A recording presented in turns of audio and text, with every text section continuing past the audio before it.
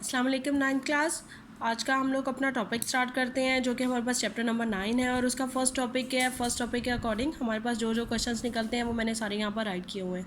आप लोग देखें, सबसे पहला जो सा क्वेश्चन है वो आप लोगों का है, इंतकाल हरारत से क्या मुराद है। इंतकाल हरारत बेसिकली कहते हैं किसको है, जब इंतकाल का मतलब होता है किसी भी एक चीज़ का दूसरी जगह पर ट्रांसफ़र हो जाना। और स्पेशली जो जब टेम्परेचर की अकॉर्डिंग बात होती है तो उसमें ये होता है कि हरारत जो सी है वो गर्म जिस्म से सर्द जिस्म की तरफ ट्रांसफ़र होगी। तो यहाँ पर देखें, जब मुख्तलिफ टेम्परेचर के दो अजसाम को एक साथ मिलाया जाता है तो गर्म जिस्म की थर्मल एनर्जी हरारत की सूरत में सर्द जिस्म की जानिब बहती है। इससे इंतकाल हरारत कहते हैं। इसके बाद बच्चों जो सा हमारे पास सेकंड क्वेश्चन है वो हमारे पास है, इंतकाल हरारत के कितने तरीके हैं। तो इंतकाल हरारत के नंबर 2 हमारे पास है। इंतकाल हरारत के हमारे पास 3 तरीके हैं, कंडक्शन, कन्वेक्शन और रेडिएशन। अब जो हमारे पास ठोस जिस्म में जो हरारत ट्रांसफ़र होती है वो कंडक्शन के थ्रू होगी, जो लिक्विड और गैसेस में होती है वो कन्वेक्शन के थ्रू होगी, और जो लिक्विड और गैसेस से ऊपर की स्टेट है जैसे स्पेस आ गई वो हमारे पास रेडिएशन की सूरत में होगी। जो हमारे पास थर्ड क्वेश्चन है वो है, हरारत की अहमियत बताएं। मीन हरारत का क्या यूज़ है, हरारत हमारी ज़िंदगी में क्या अहम किरदार अदा करती है। नंबर 3 देखें, हरारत एनर्जी की एक अहम शक्ल है, ये हमारी ज़िंदगी के लिए ज़रूरी है। हमें खाना पकाने के लिए और अपने जिस्म का टेम्परेचर बरकरार रखने के लिए इसकी ज़रूरत होती है। संतो हरफत में भी हरारत की ज़रूरत होती है। क्वेश्चन नंबर 4 हमारे पास है, कंडक्शन से क्या मुराद है। तो मैंने आप लोगों को पहले ये बात क्लियर कर दी है कि जो ठोस अजसाम में हरारत ट्रांसफ़र होगी वो हमारे पास कंडक्शन के थ्रू होगी। बेसिकली आप लोगों को मैंने इसका पहले भी बता चुकी हुई हूँ कि जो ठोस अजसाम होते हैं उसमें जो मॉलिक्यूल्स हैं, एटम्स हैं, वो एक दूसरे के बहुत ज़्यादा क्लोज होते हैं। एक दूसरे के ज़्यादा करीब क्लोज होने की वजह से उनकी जो वाइब्रेशन है वो जब वो मूव करता है अपने वस्ती पॉइंट के इर्द गिर्द तो उनकी जो वाइब्रेशन है, वाइब्रेशन के थ्रू उनकी जो सी एनर्जी है वो एक से दूसरे एटम में ट्रांसफ़र हो जाती है। इस चीज़ को हम लोग कहते हैं कंडक्शन।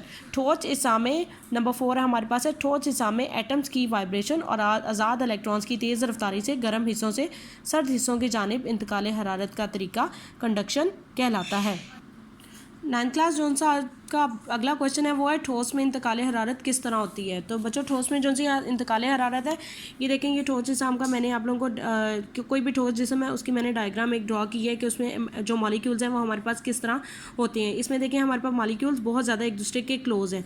होता ये है कि जब यहाँ से हम लोग एनर्जी इसको सप्लाई करते हैं तो एनर्जी सप्लाई करने के बाद ये जो नीचे वाली लेयर है इसके जो से मॉलिक्यूल्स हैं इनके अंदर एनर्जी, हीट एनर्जी बहुत ज़्यादा हो जाती है। जैसे लेट्स सपोज मैंने इनका कलर चेंज कर दिया है, इन सब में ये नीचे वाली लेयर के जितने भी मॉलिक्यूल्स हैं। उसके बाद आपको पता है कि क्योंकि इनके दरमियान ज़्यादा स्पेस नहीं होती, ये डिस्टेंस कम होता है, इसीलिए अपनी वीन पॉइंट के इर्द गिर्द गर्दिश करते रहते हैं, वाइब्रेट करते रहते हैं, और वाइब्रेट करने की वजह से जो ये मॉलिक्यूल्स हैं ये अपनी जो हीट एनर्जी है वो ऊपर वाली लेयर के मॉलिक्यूल्स को ट्रांसफ़र कर देते हैं। बदले में ये भी ज़्यादा एनर्जी वाले मॉलिक्यूल्स हो जाते हैं, लेकिन जब ये भी वाइब्रेट करते हैं तो वाइब्रेट करते हुए ये थर्ड लेयर वाले मॉलिक्यूल्स को जो हीट एनर्जी है उसको ट्रांसफ़र कर देंगे। इस तरह हीट एनर्जी जो सी है इसमें हमारे पास जो ठोस जिस्म है उसमें एनर्जी इस तरीके से ट्रांसफ़र होती रहती है। जो नीचे वाले मॉलिक्यूल्स हैं वो हीट से एनर्जी लेते रहते हैं, इस तरह वो मज़ीद आगे आगे ट्रांसफ़र करते रहते हैं।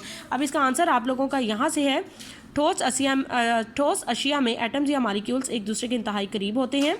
ये अपनी वस्ती पोजीशन पर रहते हुए मुसलसल वाइब्रेट करते रहते हैं। जब किसी ठोस को एक सिरे से गर्म किया जाता है तो इस हिस्से में मौजूद एटम्स या मॉलिक्यूल्स ज़्यादा तेज़ी के साथ वाइब्रेट करना शुरू कर देते हैं। वो अपने साथ वाले एटम्स या मॉलिक्यूल्स के साथ पहले से ज़्यादा फोर्स से टकराते हैं।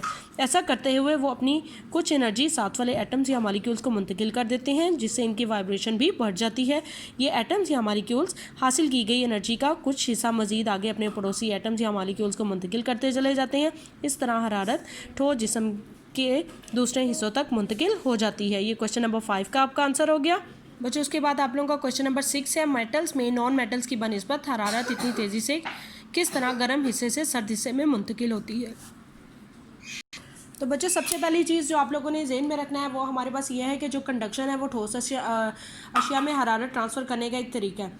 अब जो ठोस अशिया है वो हमारे पास आगे उनकी जो है कैटेगरी भी है कि हमारे पास वो मेटल है और नॉन मेटल है। जो मेटल होती हैं उनमें बहुत तेज़ी से ट्रांसफ़र होती है। उसकी रीज़न क्या होती है वो हम यहाँ पर देखते हैं। यहाँ पर देखें, मेटल्स में आज़ाद इलेक्ट्रॉन होते हैं। यहाँ से बच्चों इसका आंसर है, मेटल में आज़ाद इलेक्ट्रॉन होते हैं ये नॉन मेटल्स में आज़ाद इलेक्ट्रॉन्स नहीं होते। ये आज़ाद इलेक्ट्रॉन्स मेटल में हर वक्त इंतहाई तेज़ रफ्तारी से मुतहरिक रहते हैं और अपनी तेज़ रफ्तारी के बायस हरारत को बहुत तेज़ी से गर्म हिस्सों से सर्द हिस्सों की तरफ मुंतकिल कर देते हैं। इस तरह हरारत नॉन मेटल्स की बनिस्बत मेटल्स में बहुत तेज़ी से मुंतकिल होती है। उसके बाद क्वेश्चन है, स्टायरोफोम के डब्बे क्यों इस्तेमाल होते हैं? उसका आंसर बच्चों ये है आप लोगों का, हल्के थर्मोपोर या स्टायरोफोम के डब्बों में रखी हुई गर्म खुराक एक लंबे अरसे तक गर्म रहती है। आप लोगों ने अक्सर देखा होगा कि जब आप लोग ऑर्डर करते हो किसी भी फूड के लिए तो आप लोगों के घर जो से एक वाइट कलर का बॉक्स होता है, that is basically formed of styrofoam. रखी हुई खुराक एक लंबे अरसे तक गर्म रहती है। स्टायरोफोम हरारत का नाकिस कंडक्टर है। ये हरारत को डब्बे से आसानी से खारिज नहीं होने देता। ये इसका आंसर हो गया। उसके बाद जो बच्चों आप लोगों का क्वेश्चन नंबर 8 और 9 है वो है हमारे पास कंडक्टर से क्या मुराद है और नॉन कंडक्टर से क्या मुराद है। वो अशिया जिनमें से हरारत का गुज़र हो जाता है उन्हें कंडक्टर कहते हैं, और वो अशिया जिनमें से हरारत का गुज़र आसानी से नहीं हो सकता उन्हें नाकिस कंडक्टर या इंसुलेटर कहा जाता है। ये आप लोग ऑलरेडी पहले भी पढ़ चुके हो। उसके बाद आप लोगों का एक क्वेश्चन है, कंडक्शन से क्या मुराद है, तफसीलन बताएं। तो बच्चों उसके अंदर आप लोगों का ये जो कंडक्शन वाला टॉपिक है वो आप लोग यहाँ से लेकर एंड तक ये पूरा कंप्लीट इसमें राइट करोगे क्योंकि ये लॉन्ग क्वेश्चन बनता है। ओके बच्चों, आज के लिए इतना ही। अल्लाह हाफिज़।